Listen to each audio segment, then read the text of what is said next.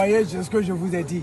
En dehors de français, vous voyez ce que je vous ai dit.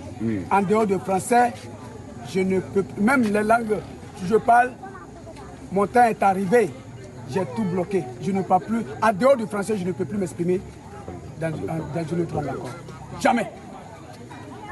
Même dans le français, certains disent, ah, le mot là, parfois j'essaie de revenir terre à terre. D'autres disent, on parle gros français. Donc parfois je suis obligé de chercher un mot terre à terre pour permettre à celui qui n'a fait que CP2 de se comprendre. Donc je ne parle plus, je ne m'exprime plus dans une langue en dehors du français. Vous allez payer ma connexion. Sinon c'est pas mauvais ce que tu dis. Ma connexion est mais, amen. Alors, ma parole est claire. C'est moi qui vous ai créé tous. Je vous ai donné toutes les ethnies. Sinon le contraire, vous aurez être étonnant si c'était le contraire. C'est vous-même qui allez dire encore, c'est quel Dieu là. Il ne parle même pas une ethnie si ce n'est pas français. Voyez-vous. Donc, je l'ai fait dans un premier temps pour vous montrer que, pour vous confirmer que c'est moi Dieu qui suis là. Vous voyez comment je parle toutes mes ethnies. Je suis le père de toutes vos ethnies. Et dans ma langue, il n'y a pas de distinction d'ethnie. Il n'y a que le comportement. Si vous avez vu qu'en Côte d'Ivoire ici, atterri, j'ai dit, les étrangers allaient dans vos pays. Les Ivoiriens restaient chez vous. Ce n'est pas criminel. Je n'ai pas créé la guerre. Celui que vous appelez étranger, je n'ai pas dit mouton. Je n'ai pas dit mouton. Je n'ai pas dit... Étranger, est-ce que c'est une injure? Non. Alors, donc c'est pour éviter la guerre. Donc si tu es chez toi, là-bas aussi je suis là-bas. Ça va éviter que tu t'affrontes avec l'Ivoirien. Si je suis en Côte d'Ivoire, ça ne veut pas dire que je n'aime pas les Burkinabés, les Français, les Américains, non. Et quand je suis ici, je vous ai dit, physiquement, je suis partout, par le monde entier. Spirituellement, je suis partout.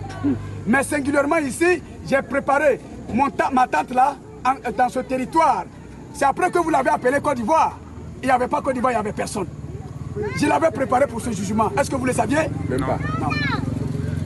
Je suis venu au carrefour Zénith. Je suis dehors.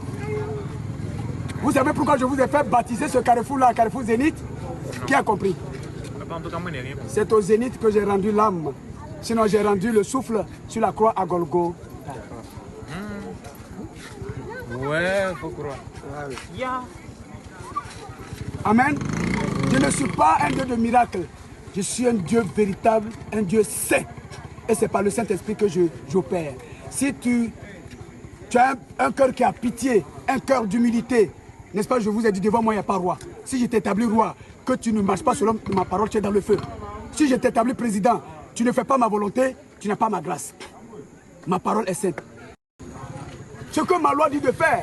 Donc, le prêtre qui n'a pas appliqué ma parole, lui, il n'a pas ma grâce.